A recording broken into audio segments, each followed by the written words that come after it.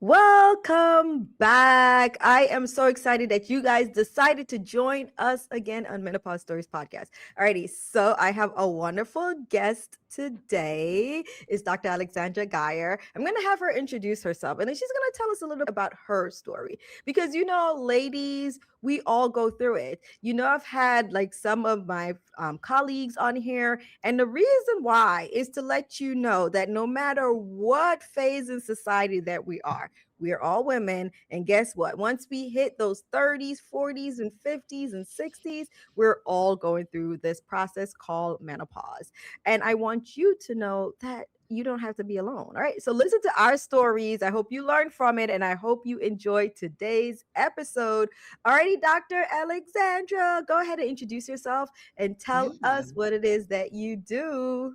Yes, thank you so much. So I'm Dr. Alexandra Gajer. I am the physician owner of the Gajer practice, where we work with both men and women on health optimization through optimizing metabolic health, hormone health, and performance through peptide therapies and other regenerative medicine strategies. And I'm really excited to be here. Thank you for having me. Alrighty, I am super excited that you're here.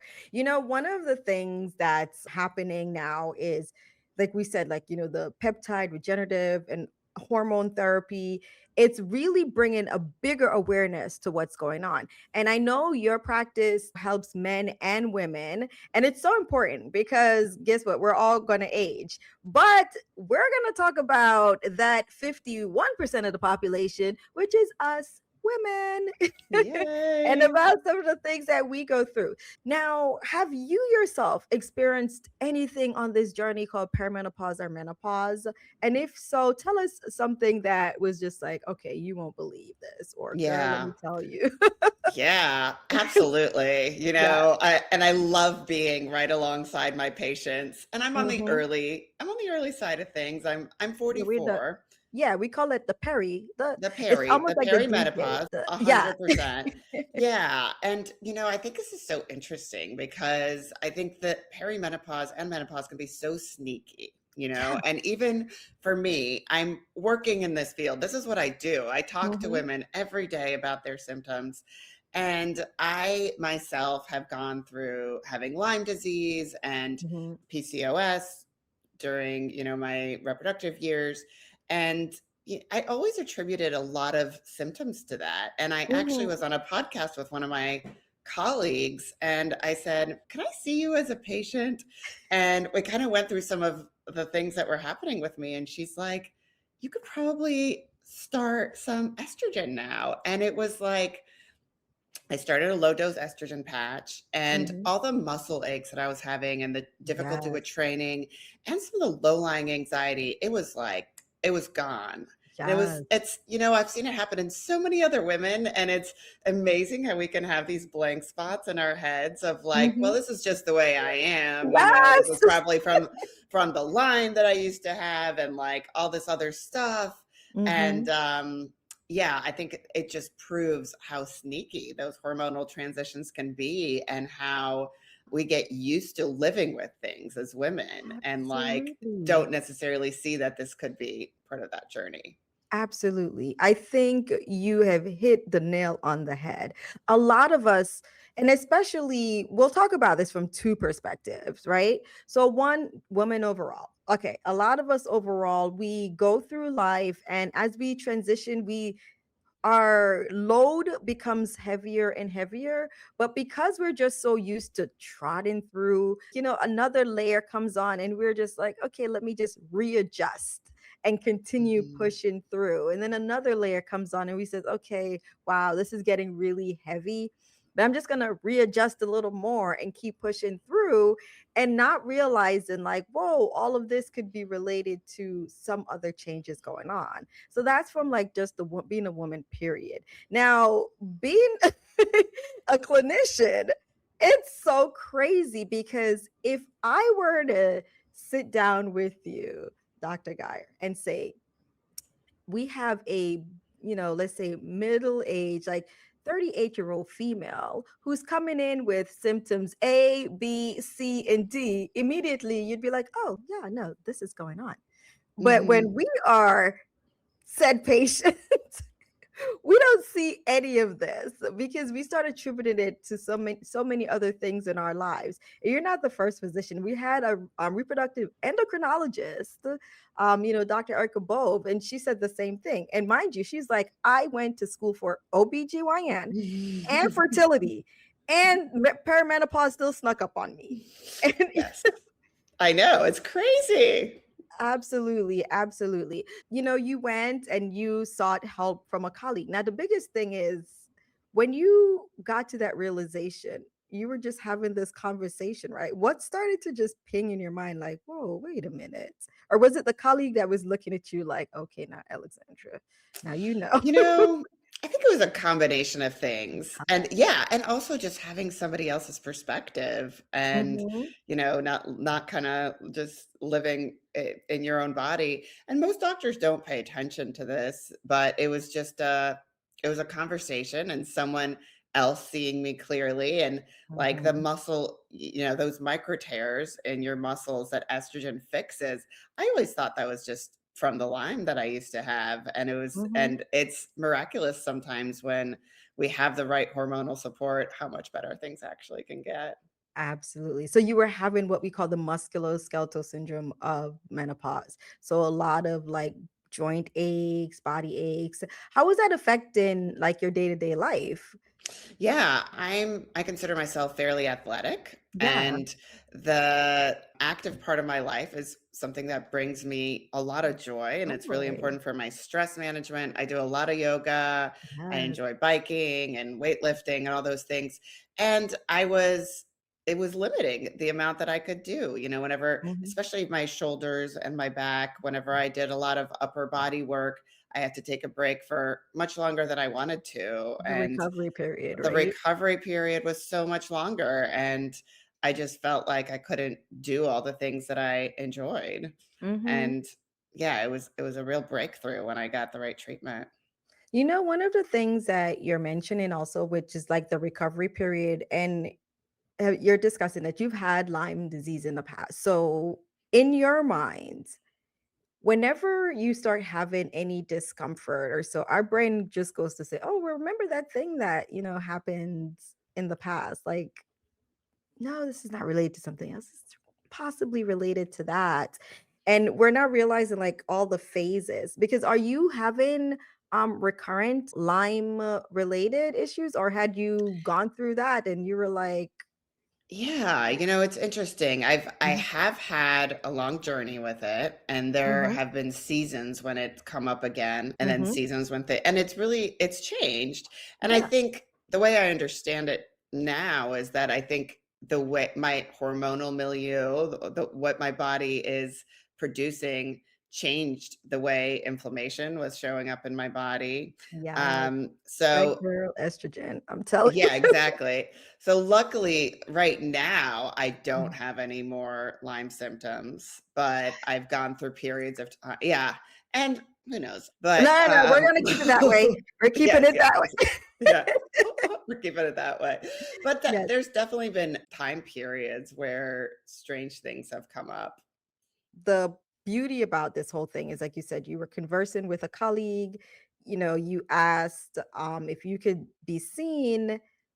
The colleague was very objective because a lot of the times, Hmm. we're very subjective with ourselves. You had an objective, opinion and you discussed it and you came to an agreement that like, yes, you're willing to start the estrogen therapy and you were feeling better and you're having Yes. some relief of all of this ache. So your recovery period is back to a normal recovery period from doing the things that you love, which we know is just so important for Yeah. longevity overall. So now in your practice, because this is you going through this as an expert in longevity and having this practice that you're taking care of men, but today we're talking particularly about the women in this phase of life.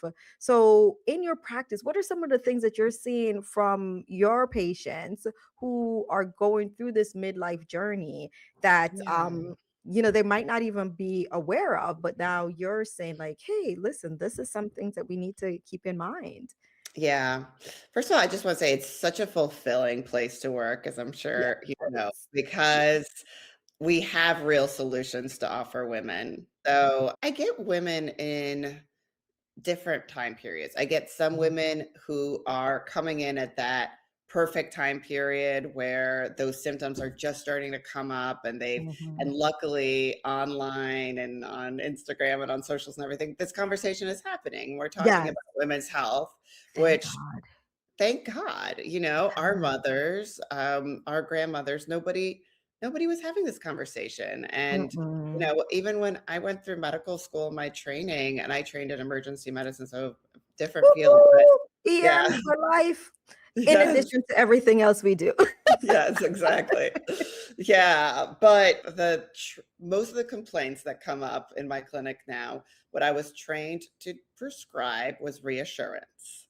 Right? We were taught to tell people this is normal, this is what aging feels like. Yes, And yes. that's the least helpful thing you can do. OMG. And it is just so cool to practice medicine in an age where it's like modern medicine bought us this extra 40 years of life, but Mhm. now we know how to make those 40 years feel really good, How to you know? live it. Yeah. So I get women at all stages and phases, some women going through it early, just kind of having that question, is this my hormones? And then we Mhm. try to give them potentially minimal effective hormonal support to kind of keep the body optimized. Some women are Mhm. late in the stage. Some women are Mhm. coming in saying, have I missed my window? Mhm. Some women come in saying, I'm on synthetic hormones and I don't feel that great. And now I'm a little Yes. worried. And Yes. I had that conversation with a woman yesterday.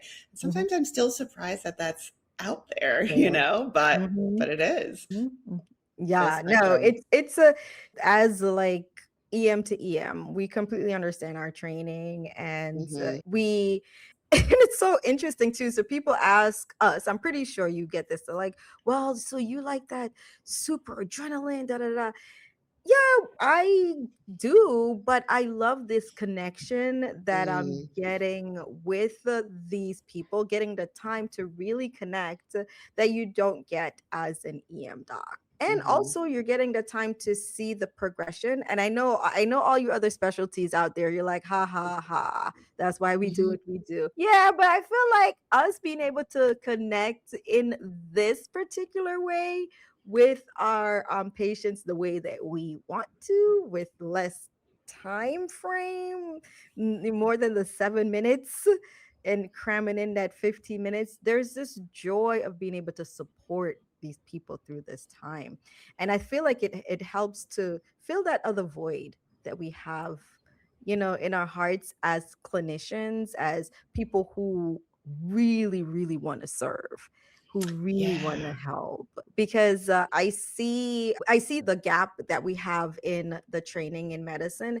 and I see also the where we as physicians, when we took our oath, when we went out there to help and to support, and to be put in a place where you're not able to do what it is that I see that. Yeah. Dr. Alexander, you're killing me. You're like, girl, you're giving Yeah. where we're not able to do what we went out there and were trained to do, and it's out of things that's when you're in certain situations, it's out of your control. Absolutely. You're speaking my experience exactly, and Yeah.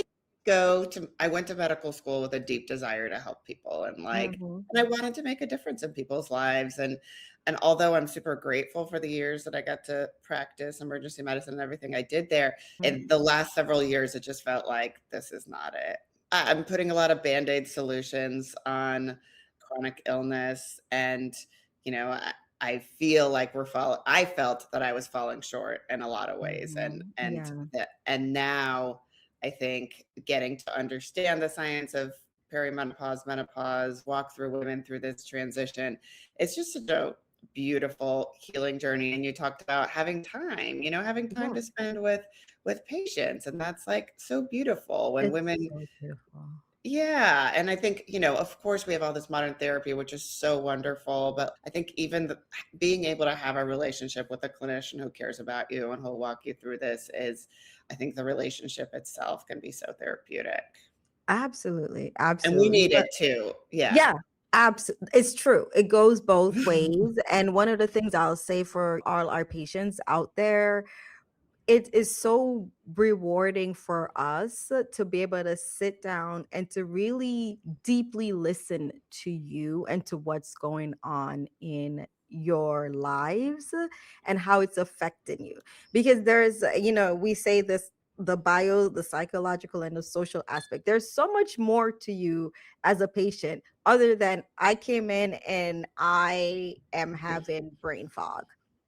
Okay, tell me a little bit more. Just hearing the why behind it. And we know, yes, we know that there's the hormonal shift that's going on in your body, but being able to sit and listen and hear about like the psychological and the social aspects that's also contributing to that. So figuring out, like, we do have an idea that, yeah, this is the chicken, but the egg that's being laid as a result of all of this, it's affecting more than just X aspect of your life.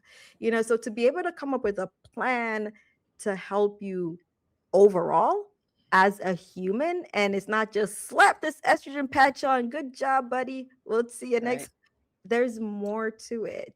And I think that that's what, Dr. Geyer and I seem to have in common. That's why I'm sensing it. I'm super sensitive. And Yeah, me too. I'm sensing that that's what we have in common with wanting to provide optimal care for our patients. It's not just like, okay, I want you to feel better. Well, how can we get you to feel? Because better is probably where you were like at baseline when, well, how can we get you optimized where you're like, oh my God, finally, you know? Yes. Finally, like, finally, like, Yeah. the clouds have parted, like, I am literally am seeing the sun.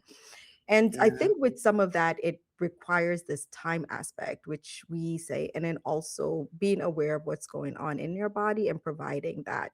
So now in your clinic, Dr. Geyer, you mentioned that you also deal with longevity care. So tell me a little bit more about what are some of the things that you've added to optimize the care and what you're seeing that's working, because I want to make sure that my people are good too. Yeah, Yeah. absolutely. Yeah. So, and again, we talk about we have modern medicine has actually accomplished a lot to, Mhm. until about 100 years ago, our lifespan was about 45. Most Mhm. people maybe Mhm. 150 years ago, but we lived till 45. So now we live till 80, 90, which is amazing. But how Mhm. can we make sure we live long, but also live healthy, live in Mhm. bodies that are able to carry us through those things we love, bodies that Mhm. are able to connect with other humans, bodies that can stay in motion, that can Mhm. have those experiences that bring us joy. So, I focus on metabolic health as a foundation. When I think about metabolic health, it's certainly not just weight. It Mhm. is very much how your body processes the food that you put inside your body. Can we Mhm. use food as fuel rather than store it as fat that's causing a lot of inflammation? Are we building healthy muscle, which is really the currency of longevity? We know that women who have healthy muscle feel better, have less chronic illness, live longer. So, those are some of the foundations. And I work with a nutritionist in my office, and we want to make sure that metabolic health is intact. We, of course, layer the hormone health on top of it. Healthy hormones Mhm. are critical to a long and healthy life for strong bones, for avoiding frailty, again, keeping you active, keeping your brain sharp. Mhm. And then for some people, we also work with peptide therapies where it's Mhm. appropriate. I work with a lot of women who've experienced periods of really intense stress and maybe have some burnout going on where their energy is crashing. And we need Mhm. to support mitochondrial health to kind of get that energy back so they can even start thinking about building some of those good habits around exercise and sleep and stress management and food. And some people are fighting genetics that is causing them other issues that are Yeah. hard to change just through lifestyle. Mhm. um, and I work with a lot of women who are dealing with a lot of inflammation. We live in this chemical environment now that our Right. body's never seen before. And Mhm. we know that women get the most autoimmune illnesses, Yeah, Preaching to the absolutely, like, yeah, mine happened during residency. It's just like, yeah, I mean, I got Lyme during residency, which was not autoimmune, but still, no, like, yes. yes. So Mhm, so I found peptides very helpful when it comes to balancing inflammation mhm. and sort of optimizing performance from that standpoint. You mentioned something that was so important in this aspect too. When you have like some women who are going and experiencing this phase, and some it might be during this perimenopause, menopausal phase, but overall they're experiencing this exhaustion where and it comes off as also burnout. It comes Mhm. out as just like, pure exhaustion.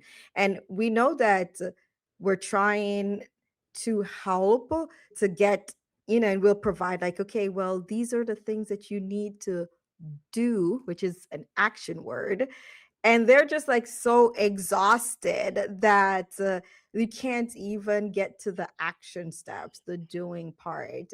And you mentioned you support that with some of, and I'm assuming that the mitochondrial support system to just get even just enough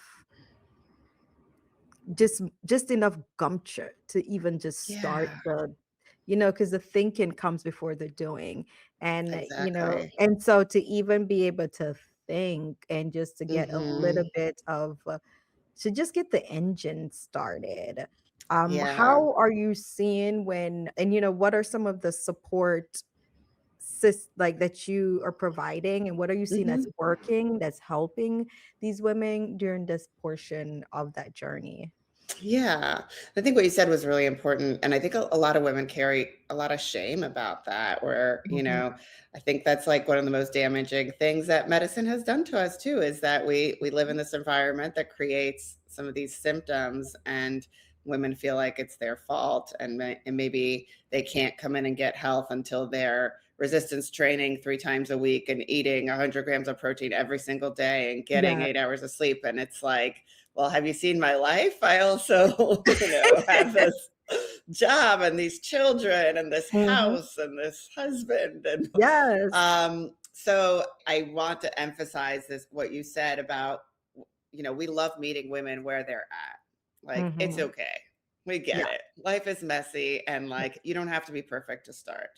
And Mhm. sometimes we need some biochemical support, whether that's hormonal Mhm. or metabolic or a peptide that will make some of those habits possible. So, but for women who've experienced real burnout and are exhausted, first, I try to understand where that exhaustion is coming from. Mhm. And sometimes, and I think one big thing we talked about is inflammation. The number one Yeah. symptom of inflammation for some women is just tiredness and It's fatigue. extra fatigue. And I will sometimes look at the gut microbiome to see if there's a source of inflammation that we need to take care of. But then we also use some peptides, and peptides are an emerging therapy. And Mhm. unlike hormones, there's far less research on peptides. So I try to be Yeah. very careful when I offer this to patients, and we have kind of a risk benefit discussion for their individual case. Absolutely. And usually, sometimes we'll use an anti inflammatory peptide like BPC 157 for about 2 months to just really target inflammation and try to improve those energy levels. And often a short course is enough. And there are some mitochondrial peptides and coenzymes like NAD is Mhm. a Mhm. mitochondrial cofactor derived And from for those of you vitamin guys who love the B9. Krebs cycle, remember that thing that kept Yeah, jumping off exactly. that Krebs cycle? Yeah. So understanding how we produce energy, NAD happens to be one of those cofactors that's limited in our bodies as we get older, and Mhm. replacing that for some women can really improve energy. And then there are emerging peptides like MOTS-c, which I really love in women whose energy is really crashing in the in the menopausal transition, and Mhm. that cleans up the way the mitochondria is working and can actually increase the number of mitochondria in your cells. We usually do it for 1 month, short course, and it can just be a little up level so that energy returns and you have some of that life force that can make you happy. Yes.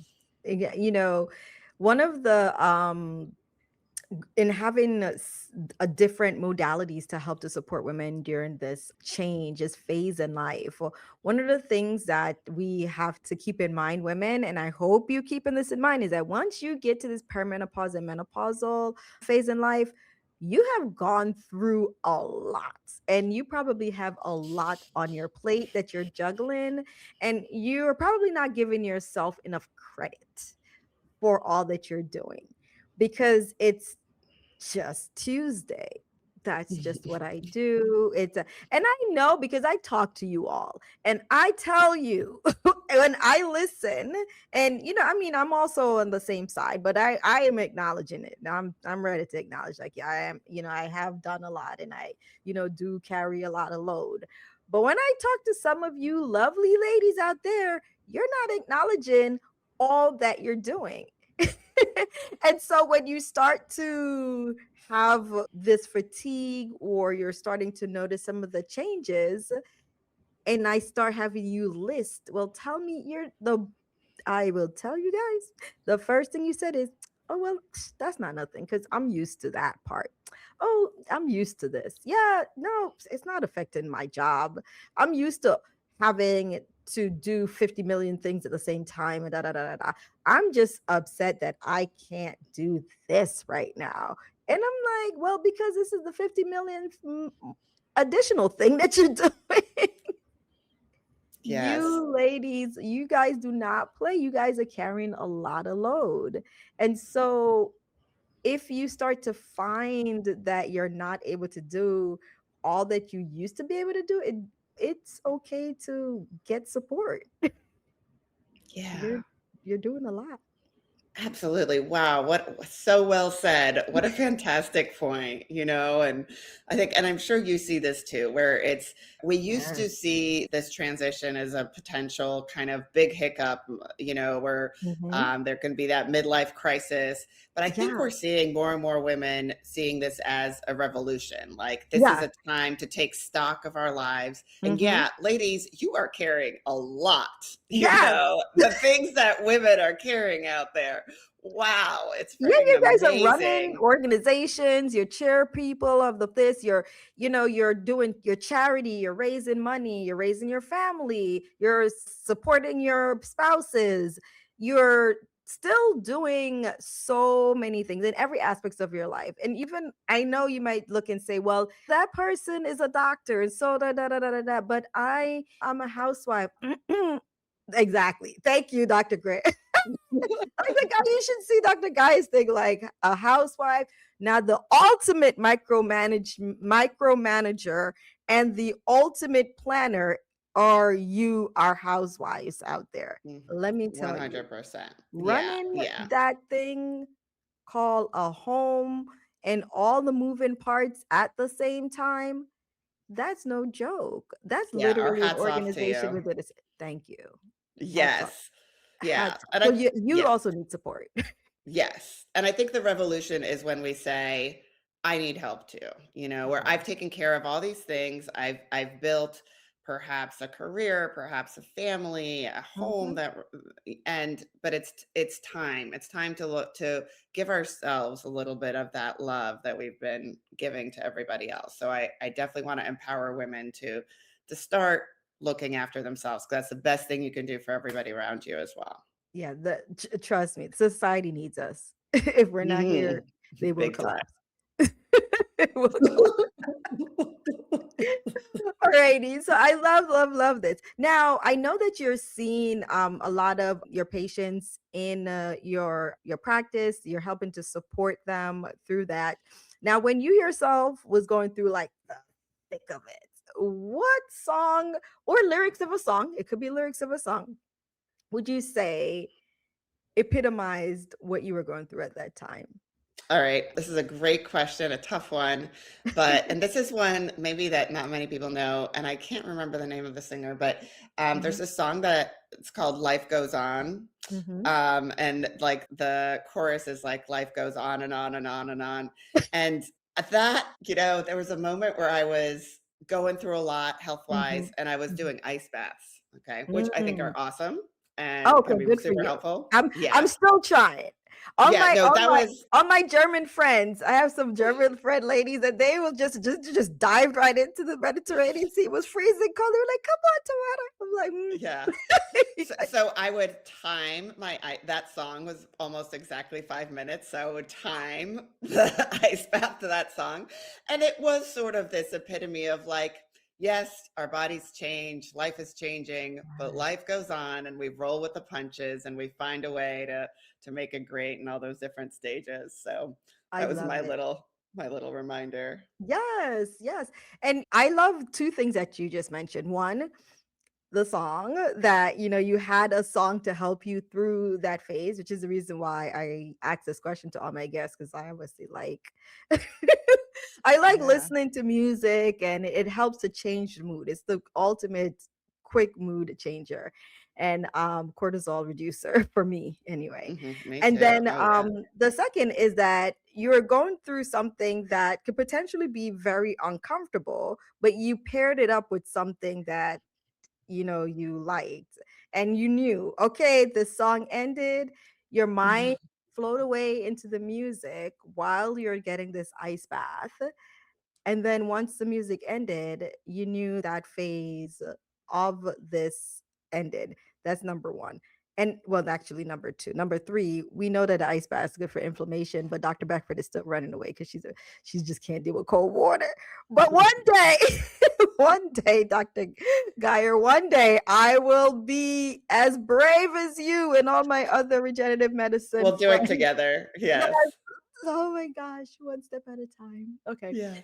Alrighty. So where is your practice? And if there's one thing that you could tell me to help with something that you're seeing with your patients who are going through this menopause, perimenopause, and you're like, listen, Dr. Beckford, you should actually, add this to your repertoire to help these women, because I'm seeing so many great benefits in my patients who are going through this. And this will actually definitely add up to what you're doing with these women. What would that be? Yeah. So I am located in Northern Virginia, right outside of Mhm, Washington, D.C. So we see patients at our two offices here in Burke and Vienna, Virginia. We also mhm, do a lot of telemedicine, and we can do some telemedicine in most states. So mhm. we're at thegaierpractice.com online. Wow. And let's see. I mean, this conversation has been so wonderful, and I think you're just so amazing. Mhm, I think one thing that's recently been in the forefront of my mind is mhm, understanding that while women go through these transitions, some mhm. are dealing with a level of inflammation that may be hindering their progress, and really Mm, looking for the root cause of yes. inflammation has been really powerful for me lately. Mhm, Looking for that in the gut. Sometimes there's a hidden dental issue or something going on for women who maybe the hormones are looking right now, but they're still not feeling 100%. That's kind of been my area where I've been trying to explore more and yes. to find that root cause to help people set out on lifelong health. Yeah, wonderful, wonderful. So dig in for a little bit more of our root causes, especially with inflammation. Inflammation is so prevalent. Like it's a I'm not even gonna get into that part about like even just trying to have a meal. It's all these inflammatory induced substances in just a simple meal. So yeah, our bodies are actually going through a lot of inflammation. So finding ways in order to reduce the inflammation in our patients will add to what's going on and add to how we're supporting our women through this perimenopause and menopausal journeys, and add to the hormonal support that they're having. So I love it, love it. All righty. Well, we have come to the end of this wonderful conversation. Well, I hope you had as much fun as I did. This was very, very, very, very great. What's one last word that you'd love to leave with our listeners out there before you go today, Dr. Guy? Yeah. Remember that this doesn't have to be a crisis, that this can be a revolution. Listen to your body, get your girls around you, get the support that you need. Self care is not selfish. Take hold of your life, make this a revolution, and make your next chapter really beautiful.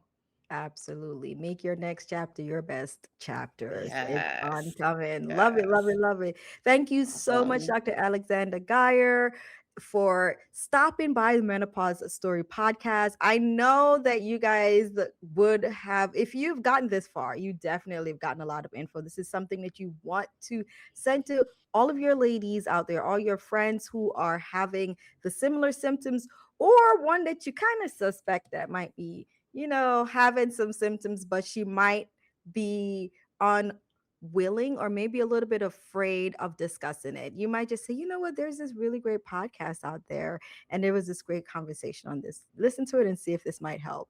Because when you pass this on to the ladies in your life, you're passing on love and support because we're going through it, but we're not doing this alone. So, ladies, remember, we are out here to support you. And I do not take it for granted that you've taken this time to listen to me on this Menopause Stories podcast. Your time is one of the most valuable assets that you have. And I want to honor that. So thank you all for listening. Thank you, Dr. Gayer, for jumping Thank on. you. Thank you so And much. my pleasure. And we will see you guys next time on the Menopause Stories podcast. Bye.